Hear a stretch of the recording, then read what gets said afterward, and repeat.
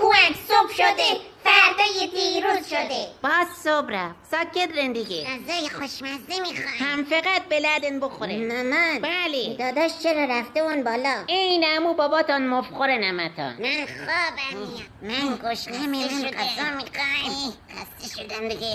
مامان. بله. اینجا کجاست؟ اینجا جنگل بخور تو خورده نشی. اینجا نصف پخته ای نصف وحشی. مره. مامان. بله. چرا ما نمیتونیم ماشین بخریم؟ همش پیاده میریم. اختلاف طبقاتی اینجا بیداد میکنه. روح مردم و زخمی و بیمار میکنه.